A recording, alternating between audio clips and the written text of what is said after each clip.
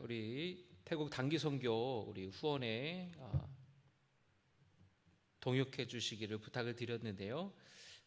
우리 수건과 양말을 우리 새거 이렇게 좀 가져다 주시면은 전도하는데 선교하는데 귀하게 쓸 것 같습니다. 그런데 제가 선교사님께 물어봤어요. 날씨가 태국이 더운 나라인데 양말 중에서 우리가 이렇게 얇은 양말도 신지만 겨울에는 스포츠 양말이나 두꺼운 양말도 신잖아요. 그래서 한번 물어보니까 그런 양말은 보다도 얇은 양말을 이렇게 주시면 좋겠다고 그렇게 얘기를 하셨습니다. 겨울 양말을 주면은 발에 땀띠 나요. 전도하려고 그러는데 안 가져가면 안 되잖아요. 이렇게 이거 좋다고 고맙다고 해야 되는데 이렇게 두꺼운 거를 어떻게 신으란 말이에요. 그럴 수 있겠다 싶더라고요. 날씨가 워낙 더우니까 맨발로 막 다니고 다 반바지 입고 샌들 신는데 제가 얼마 전에 필리핀 다녀오니까 양말 신는 사람이 없어요. 양말 신는 사람이 없어요. 다 애들이고 어른이고 다 반바지에 다 슬리퍼 신고 맨발로 다니지. 그러니까 여러분 제가 미리 확인하고 말씀을 드리지 못해서 죄송합니다. 두꺼운 양말, 겨울 양말, 여러분 이런 스포츠 양말 갖고 오신 분들은 도로 가져가세요. 어떻게 해요? 필요한 걸 우리가 줘야 되니까. 그래서 우리가 그냥 평범한 양말들은 얇잖아요. 그런 양말들을 가져다 주시기를 바랍니다. 오늘 시편 78편의 말씀이 상당히 깁니다. 72절까지 있는데 오늘 이 시편 78편의 말씀은 이스라엘의 역사를 돌아보면서 하나님께 대한 순종을 촉구하는 교훈시라고 볼 수가 있습니다. 여러분 1절 위에 보면은 표제어가 있어요. 표제어. 뭐라고 써 있습니까? 아삽의 마스길. 이 아삽이라는 사람은 다윗 시대에 예배의 성가대 지휘를 했던 음악가고 또 작사가기도 합니다. 마스길이라고 하는 것은 교훈이라는 거예요. 이 아삽이라는 사람이 이런 교훈을 주기 위해서 이 시를 쓴 겁니다. 어느 민족이나 국가에게나 개인에게나 역사를 알고 역사를 기억하는 것은 아주 중요합니다. 역사를 통해 우리는 과거를 반성하게 되고요. 과거에 지은 실수를 반복하지 않아야 합니다. 그리고 역사를 통해서 우리는 우리의 정체성을 알게 되고요. 내가 누구인지 알게 되는 겁니다. 그리고 역사를 통해서 우리는 앞으로 어떻게 살아가야 되는지 미래에 대한 방향을 잡을 수가 있습니다. 그래서 역사 인식이라는 게 굉장히 중요해요. 역사 인식이 올바르게 세워져야 올바른 정체성을 갖게 되고 올바르게 살아갈 수가 있습니다. 우리가 일본을 비판하는 이유는 바로 이런 역사 인식이 잘못됐기 때문 아니겠습니까? 과거에 전쟁과 폭력으로 다른 나라와 민족을 침략하고 수탈하고 큰 잘못을 저질렀는데 거기에 대해서 제대로 반성하지 않고 있기 때문에 우리가 그런 부분에서 분노하게 되는 것이죠.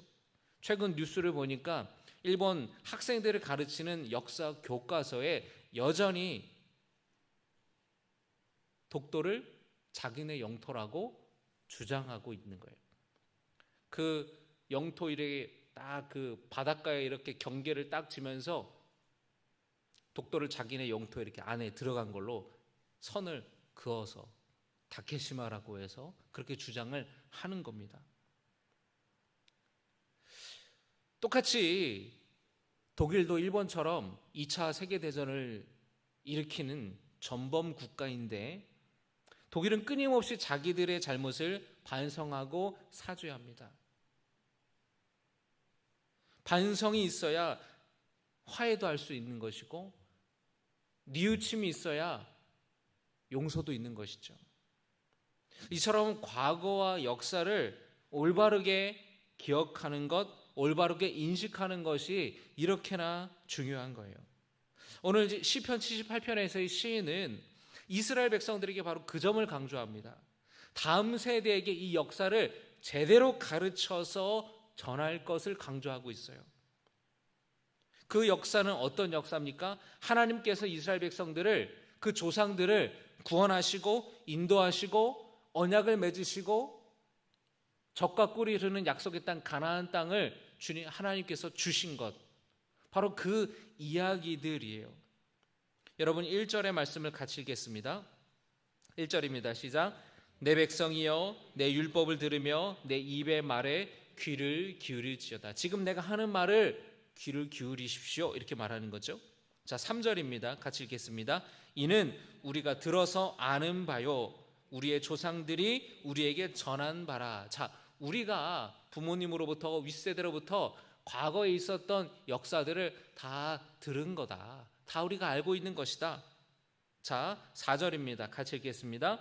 우리가 이를 그들의 자손에게 숨기지 아니하고 여호와의 영예와 그의 능력과 그의 행하신 기이한 사적을 후대에 전하리로다. 우리가 우리의 부모님으로부터 우리의 조상들로부터 들었던 그 이야기들, 그 역사를 후대에게 우리가 전해야 된다. 이거를 강조하고 있는 거예요.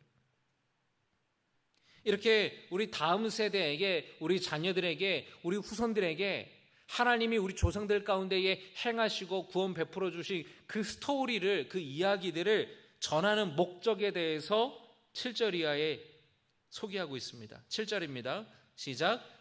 그들로 그들의 소망을 하나님께 두며. 자, 첫 번째 목적이 뭐예요? 하나님께 소망을 두며 살게 함이라는 거예요. 또 7절에 이어서 읽겠습니다. 시작. 하나님께서 행하신 일을 잊지 아니하고. 하나님이 행하신 일을 잊지 않고 기억하기 위함이에요. 자, 또 계속해서 읽겠습니다. 시작. 오직 그의 계명을 지켜서. 하나님의 계명을, 하나님의 명령을, 하나님의 말씀을 지키게 하기 위함이라는 거예요. 그래서 여러분 8절 결론적으로 뭡니까? 같이 읽겠습니다. 시작. 그들의 조상들 곧 완고하고 패역하여 그들의 마음이 정직하지 못하며 그 심령이 하나님께 충성하지 아니하는 세대와 같이 되지 아니하게 하려 하심이로다. 할렐루야. 그 조상들의 세대가 어땠습니까? 가나안 땅에 들어갔습니까? 못 들어갔습니까? 못 들어갔죠. 왜 못 들어갔어요? 하나님의 말씀을, 약속을 믿지 못했죠. 그 세대, 광야 세대 어떻습니까? 하나님께서 애굽에 있을 때부터 권능을 보여주시고 홍해바다를 건너게 하시고 반석에서 물을 내려주시고 밤에는 불기둥으로 낮에는 구름기둥으로 인도하시고 만나와 메추라기로 배불리시고 은혜와 자비를 베풀어 주셨음에도 불구하고 어땠어요? 원망했죠. 불평했죠. 되돌아가자 그랬죠. 지도자 모세를 죽이려고 했죠. 그리고 하나님을 버리고 우상을 섬기는 죄를 저지르지 않았습니까? 가나안 땅에 들어가서는 어땠었나요? 가나안 땅에 들어가서 지파별로 땅을 다 분배받았습니다. 그 땅에서 살았어요. 근데 그들이 어떤 죄를 저질렀습니까? 가나안 신들을 섬겼죠. 혼합 종교가 되어버렸어요. 섞여버렸단 말이에요. 하나님도 좋고 바알도 좋고 아세라도 좋고 하나님 뒷전이고. 그게 여러분 뭐예요? 영적인 간음을 저질렀다라는 겁니다. 그걸 영적인 간음이라 그래요. 여러분 부부 사이에서 아내가 있는데, 남편이 있는데 외간 여자와 외간 남자와 바람 핀다. 그 여러분 간음한 거잖아요. 배신한 거잖아요. 등 돌린 거잖아요. 하나님께서는 이스라엘 백성들이 온전히 하나님의 자녀로 하나님을 섬기지 않고 바알에게 한눈 팔고 바알에게 절하고 바알에게 풍요를 빌고 아세라에게 목상을 세우고 그렇게 절하는 것을 간음한 것이다. 영적인 간음한 것이다. 영적으로 바람핀 것이다 라고 하나님께서 말씀하신 거예요. 그 조상들처럼 되지 말라는 거예요. 그 조상들처럼 되지 않기 위해서 그런 실수를, 그런 죄들을 저지르지 않기 위해서 자녀들에게 가르치라는 거예요. 그래서 여러분 78편의 이 시를 읽고 묵상하고 노래하는 사람들은 이 말씀을 통해서 역사를 돌아보면서 자신들이 앞으로 어떻게 살아가야 될지를 마음에 새겼다라는 겁니다.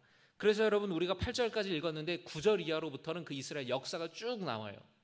쭉 이어져서 나옵니다. 여러분, 우리도 하나님께서 이스라엘 역사 가운데 행하신 하나님의 놀라운 구원을 여러분이 기억하시기를 주님의 이름으로 축복합니다.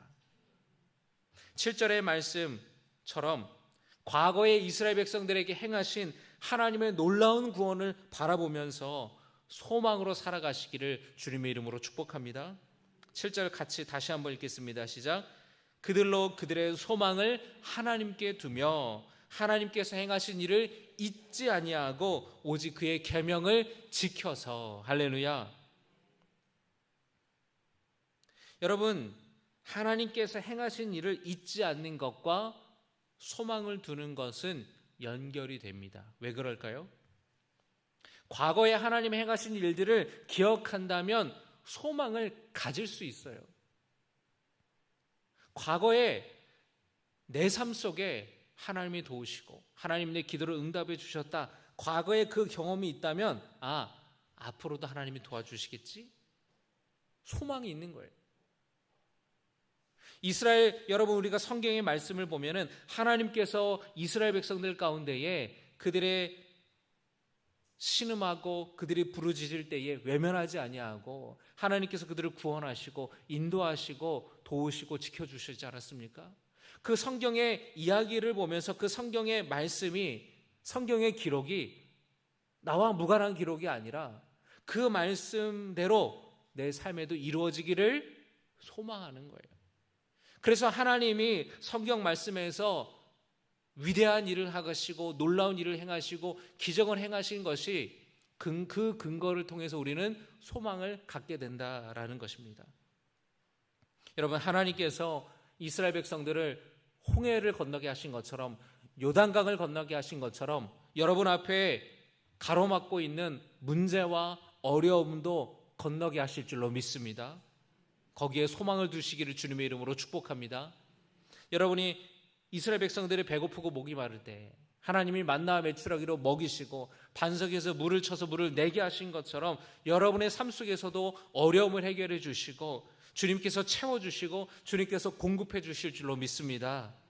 우리는 과거를 바라보며 미래로 나아가는 거예요. 여러분, 이렇게 배를 타서 노를 저어 보신 적이 있으신가요? 이제 보름 뒤면은 프랑스 수도 파리에서 올림픽이 개최가 됩니다. 그런데 여러분이 올림픽 경기 중에서 조정이라는 경기가 있어요. 조정이라는 종목이 있습니다. 아시나요? 이 배를 타고 노를 이렇게 져가지고 누가 가장 빨리 결승선에 가느냐, 혼자 타기도 하고 둘이 타기도 하고 넷이 타기도 하고 더 많은 선수들이 타기도 하거든요. 여러분, 그 조정 경기 하는 거 보셨습니까? 어떻게 해요? 노를 저으면 배가 어디로 가요? 뒤로 가요. 타서 노를 이렇게 젓잖아요. 그러면은 사람의 시선은 뒤를 바라보지만 배는 어디로 가요? 배는 앞을 향해 전진하죠. 앞을 보고 노를 젓는 게 아니라 뒤를 보고 노를 저어요. 이 조정이라는 이 경기를 보면은요. 여러분, 우리가 성경을 통해서 하나님이 그 과거에 이스라엘 백성들 가운데 행하신 놀라운 일들을 바라보고 그 기적들을 바라보고 그 역사를 바라보는 것은 마치 조정 경기에서 배를 타고 노를 젓는 것처럼 과거를 바라보는 거예요. 뒤를 바라보는 거죠. 이미 지나온 것들을 바라보지만 그 과거를 보면서 우리가 어디로 가요? 미래를 향해, 앞을 향해 나아가는 거예요. 뒤를 바라보지만 배는 앞으로 나아가는 것처럼 우리가 과거에 행하신 일들을 바라보면서 믿음과 소망을 가지고 앞으로 전진하는 겁니다. 이전에 행하신 하나님을 선포하고 찬양하면서 앞으로도 내 삶 속에 행하실 것들을 기대하며 소망을 가지고 나아가는 겁니다. 여러분, 그런 믿음과 소망이 여러분에게 있기를 주님의 이름으로 축복합니다. 하나님, 이스라엘 백성들을 구원하시고 건져주신 하나님, 나를 구원하시고 건져주시옵소서. 다윗이 골리앗과 맞서 싸울 때에 왜 두렵지 않았겠어요? 왜 불안하지 않았겠어요? 그러나 하나님이 다윗과 함께 하셔서 다윗을 지켜주시고 골리앗을 넘어뜨리게 하신 것처럼 내 삶 속에 골리앗처럼 커 보이는 문제가 있을지라도 하나님, 내게 힘을 더하여 주시고 내게 믿음을 더하여 주시고 내게 담대함을 더하여 주시옵소서라고 여러분 기도하며 나아가시기를 주님의 이름으로 축복합니다. 우리는 소망을 붙들기 위해서 이전에 하나님이 행하신 일들을 잊지 말고 기억해야 돼요. 거기에서 우리의 소망이 나오는 거예요. 우리의 소망의 근거는 하나님의 말씀에 있는 겁니다. 말씀 가운데에 나타나신 하나님의 능력을 의지하시기를 주님의 이름으로 축복합니다. 말씀 가운데 나타나신 하나님을 굳게 붙들고 승리하시기를 주님의 이름으로 축복합니다. 그리고 오늘 이 말씀을 통해서 우리는 하나님의 계명을 지켜야 돼요. 7절의 하반절입니다. 오직 그의 시작, 오직 그의 계명을 지켜서. 아멘. 여러분이 계명을 지키는 일에는 필연적으로 순종이 따라와요. 나는 과연 하나님의 말씀에 순종하며 살아가고 있는지, 나는 과연 하나님의 계명에, 하나님의 말씀에, 하나님의 명령에 따라 내가 정말로 그렇게 살고 있는지를 우리는 점검해 봐야 됩니다. 우리가 말씀 따라 살아갈 때 하나님이 기뻐하세요. 우리가 말씀 따라 살기를 하나님은 기대하고 원하십니다. 여러분, 이 순종, 하나님의 계명을 지키는 일은 에 대해서 예수님께서는 천국 가는 것과 연결이 된 것으로 강조해서 말씀하십니다. 마태복음 7장 21절에 예수님 말씀하십니다. 나더러 주여 주여 하는 자마다 다 천국에 들어갈 것이 아니요 다만 하늘에 계신 내 아버지의 뜻대로 행하는 자라야 들어가리라. 할렐루야. 따라합니다. 다만 하늘에 계신 내 아버지의 뜻대로 행하는 자라야 들어가리라. 어디로요? 하나님 나라에, 천국에 들어간다는 겁니다. 주여 주여 그렇게 하나님을 주님이라고 입으로 불러도 그 삶에 순종이 없으면, 그 삶에 하나님 말씀 따라 살아가는 모습이 없으면 천국에 들어갈 수 없다라는 거예요. 여러분, 이 말씀을 우리는 굉장히 무겁게 받아들여야 됩니다. 말씀을 듣기만 하고 행함이 없으면 소용이 없다라는 거예요.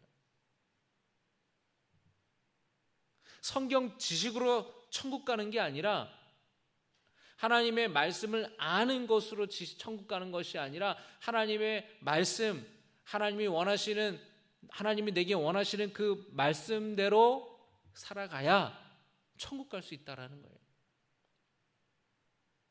믿음은 구원은 믿음으로 받는 것이지 행함으로 구원받는 것이 아닌데, 이 말씀이 정반대인 것처럼 느껴지시나요? 근데 여러분, 오해하지 마시기 바랍니다. 믿음과 행함은 별개의 것이 아니에요. 다른 게 아니라는 거예요. 동전의 양면과 같은 겁니다. 행함이 없는 믿음은 가짜 믿음이라는 거예요. 좋은 나무인지 아닌지는 뭘 보면 알 수 있는 겁니까? 그 나무에서 어떤 열매를 맺는지를 보면 알 수 있다는 겁니다. 사과나무가 있는데 이 나무가 겉으로 좋은 나무인지 아니면 나쁜 나무인지 어떻게 알 수 있느냐? 좋은 사과가 맺히면 좋은 나무인 거예요. 건강한 나무인 거예요. 그런데 좋은 사과가 맺히지 못한다면, 병들고 부실하고 개수도 부족하다면 그 나무는 좋은 나무가 아닌 거예요. 병든 나무예요. 나쁜 나무인 거예요. 여러분은 좋은 나무입니까? 여러분은 여러분의 삶에서 좋은 열매를 맺고 있습니까? 성령의 9가지 열매에 대해서 사도 바울이 말씀합니다. 사랑, 희락, 화평, 인내, 자비, 양선, 충성, 온유, 절제. 여러분의 삶에서 이 성령의 열매가 나타나고 있냐라는 거예요. 내 안에 시기가 있고, 내 안에 미움이 있고, 내 안에 질투가 있고, 내 안에 욕심이 있고, 내 안에 세상을 사랑하는 마음이 있고. 혹시 여러분 그런 열매가 맺어지지는 않습니까? 내가 하는 말이, 내가 하는 행동이 곧 나예요. 그게 나를 증명하는 겁니다. 그게 나를 나타나는 거예요. 그게 나의 믿음을 드러내는 거예요. 주님을 사랑한다고 하면서 어떻게 다른 사람을 사랑하지 않을 수 있냐라는 겁니다. 하나님 사랑하는 사람이 다른 사람을 사랑하지 않는다라는 것은 모순이라는 거예요. 있을 수가 없다라는 거예요. 그런데 오늘날 많은 성도들이 하나님 사랑한다고 찬양하고 그렇게 고백하고 주여주여 하면서 실제적인 삶에서는 다른 사람 사랑하지 못하는 거예요. 제대로 된 믿음이라고 할 수 없는 것이죠. 우리는 여러분 믿음에 대해서 너무 추상적으로 생각하는 거예요. 너무 형이상적으로 생각하는 거예요. 너무 뜬구름 잡은 어떤 마음의 차원에서만 생각하는 겁니다. 믿음은 행함으로 다 나타나고 드러나야 참된 믿음이라고 할 수 있다는 거예요.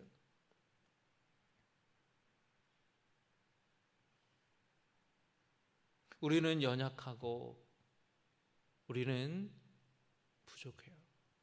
그래서 우리가 믿음으로 살아갈 수 있도록 도와달라고 성령께 기도드려야 돼요. 주님, 오늘도 내가 죄의 유혹에서 승리할 수 있도록 나를 도와주시옵소서. 여러분 아침마다 하루 일과를 시작할 때마다 그렇게 기도하시기 바랍니다. 오늘 나를 넘어뜨리려고 하고 남에게 상처 주려고 하고 죄짓게 하려고 나를 유혹하고 나를 넘어뜨리는 이 마귀와의 영적 전쟁에서 승리하게 하여 주시옵소서. 여러분 영적 전쟁이라는 것이 뭐가 굉장히 막 종교적이고 뭔가 이 영적인 것만이 아니에요. 영적 전쟁은 우리의 모든 일상에서에 다 연결되는 거예요. 여러분 남편과 아내가 부부싸움하는 것도 영적 전쟁이에요. 내 안에 귀찮음이 있어서 내 안에 나태함이 있어서 교회 못 오게 되는 것도 영적 전쟁이에요.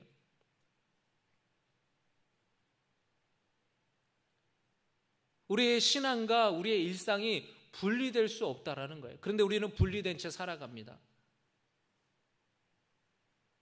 그러면서 나는 정말 좋은 신앙이라고 착각하며 살아가는 거예요. 내 삶의 열매는 썩었는데 멍든 건강하지 못한 부실한 사과 열매가 맺혀지는데도 그런데도 불구하고 나는 아무 문제 없다고 착각하며 살아가는 겁니다. 여러분 그래서 우리는 항상 말씀을 통해서 우리 삶을 점검해야 돼요. 점검해야 돼요.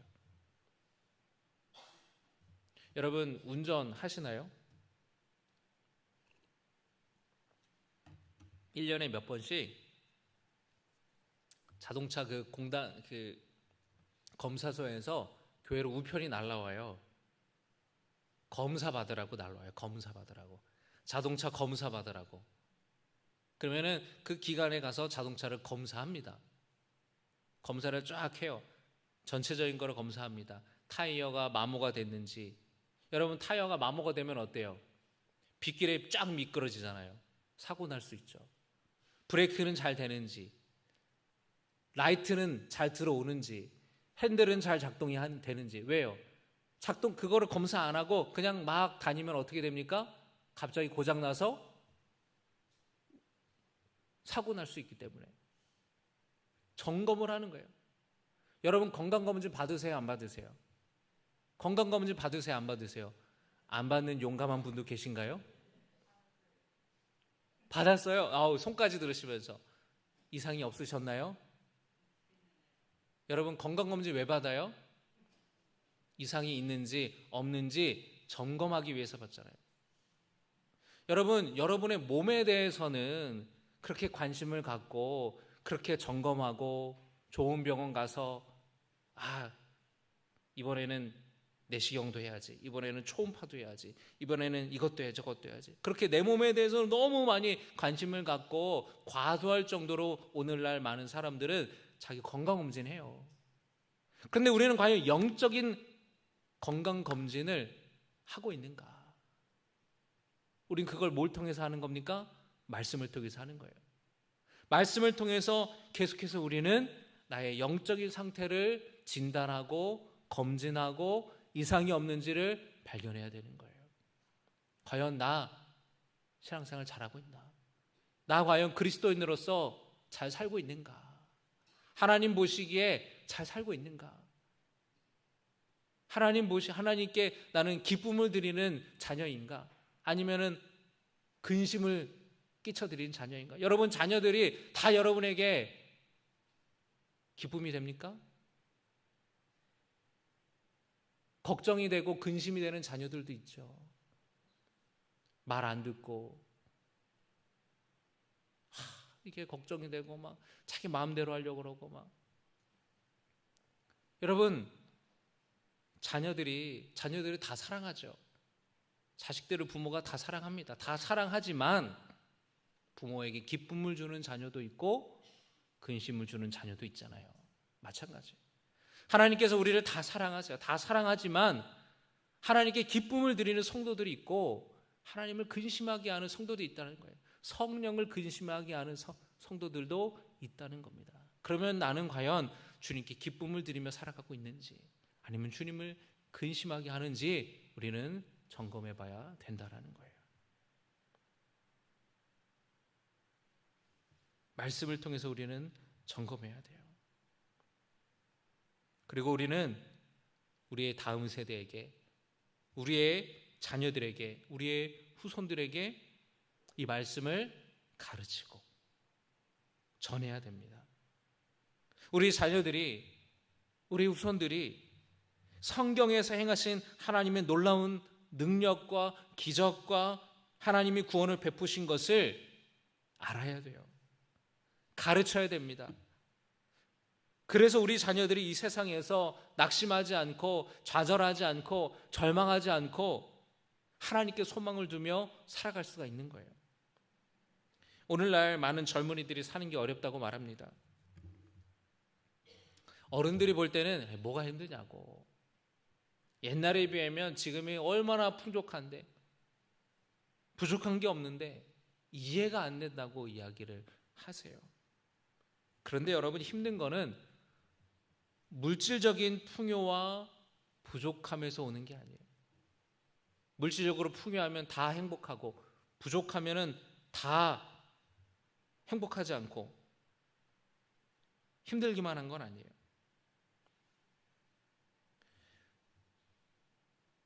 마음에 불안이 있고 여유가 없는 거예요. 여러분 어렸을 때를 생각해 보십시오. 여러분 어렸을 때에 초등학교 시절을 생각해 보세요. 여러분 학원 다니셨습니까?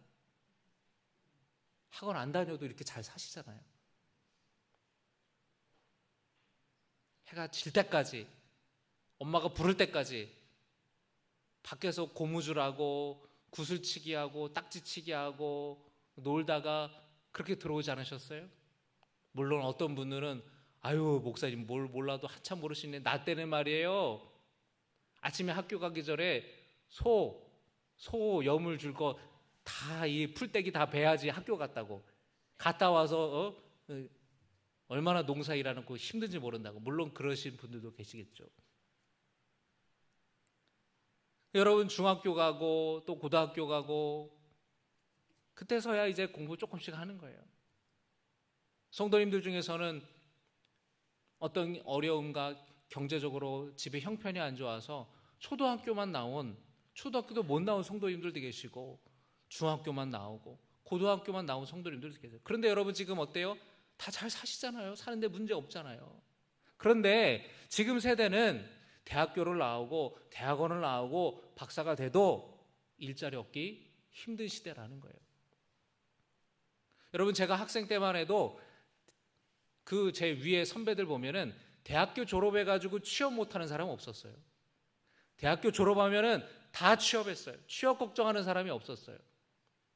여러분, 언제부터 이렇게 공무원이 다 공무원 되려고 그렇게 시험을 준비했나요? IMF 이후에요. IMF 때 회사들이 다 부도나니까 안정적인 공무원이 되려고, 그때 공무원이 이 경쟁률이 높아지고 서로 공무원 되려고 그랬어요. 그전에는요, 여러분, 대학 나와서 공무원보다도 일반 기업에 들어가는 게 훨씬 월급을 많이 주기 때문에 공무원 잘 안 했어요. 근데 기업이 안정적이지 못하니까 공무원을 한 거예요. 지금 세대는 여러분, 공부 열심히 하고 좋은 스펙을 쌓고 영어도 잘하는데도 취업하기가 어려운 거예요. 정규직 되기가 그렇게 어려운 거예요.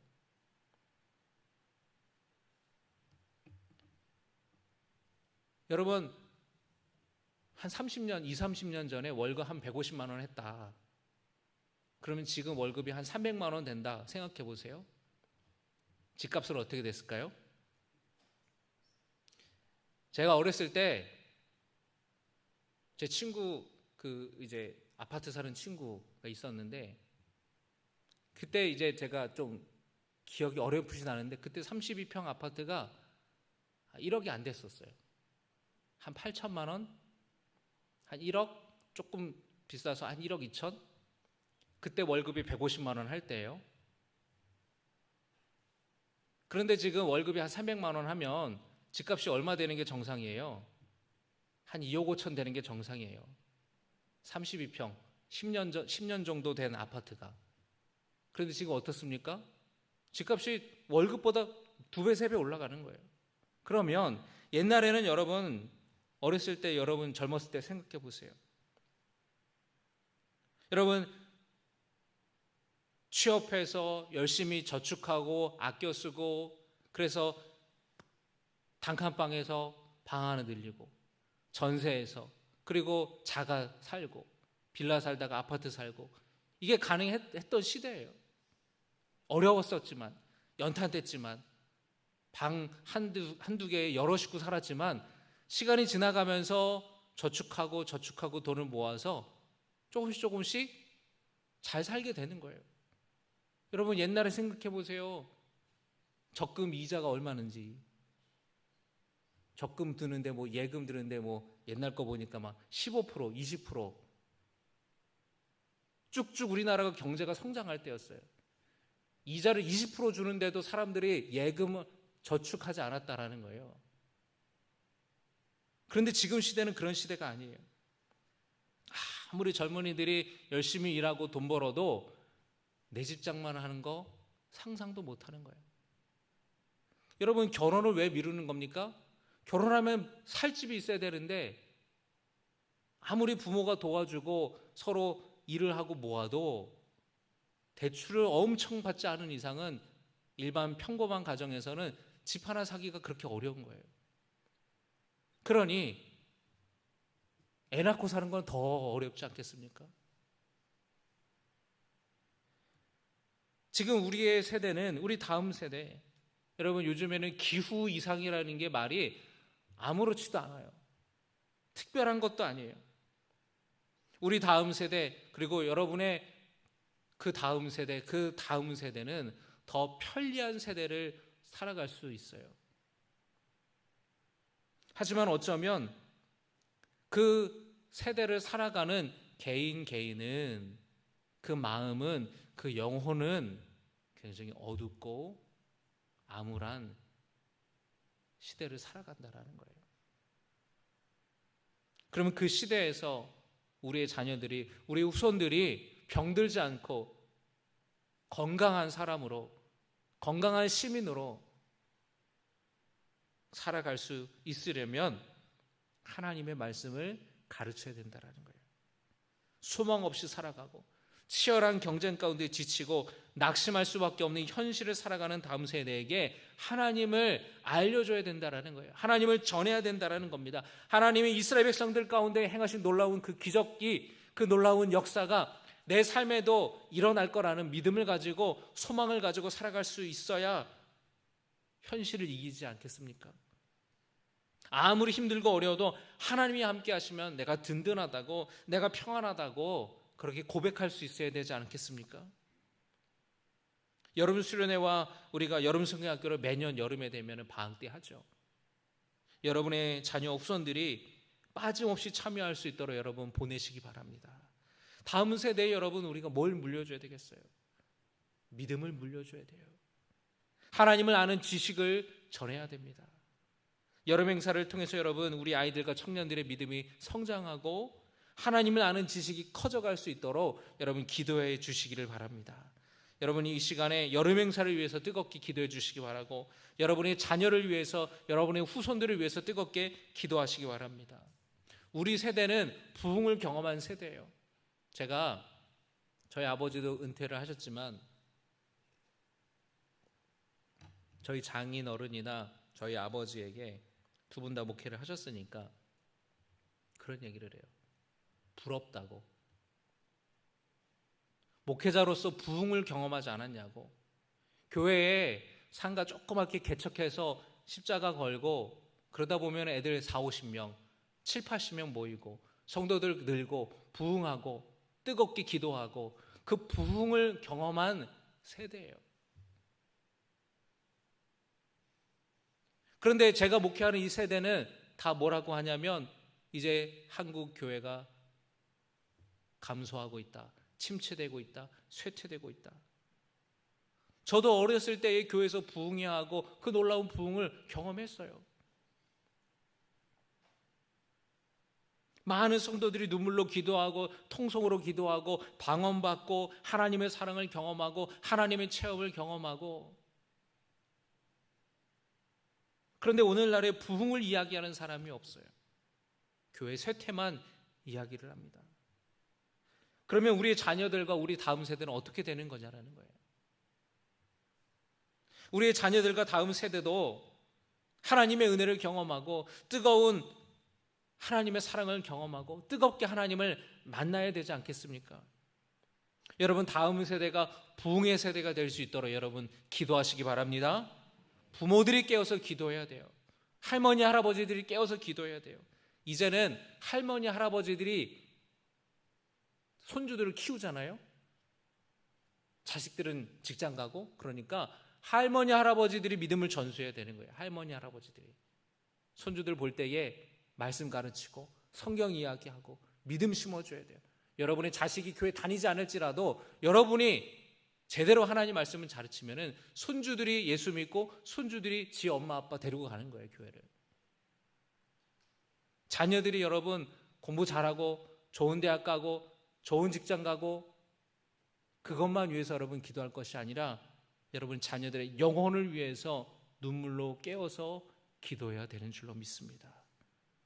오늘 주신 말씀을 우리가 기억하면서 함께 찬양하기 원합니다. 하나님, 이 땅에 다시 부흥을 허락하여 주시옵소서. 황무지와 같은 황폐화된 이런 영적인 상황에서 무너진 기초를 다시 세워주시옵소서. 부흥의 불길로 우리 다음 세대가 또 지금 우리의 세대가 다시금 뜨겁게 타오르게 하여 주시옵소서. 우리 함께 찬양하며 나아가겠습니다.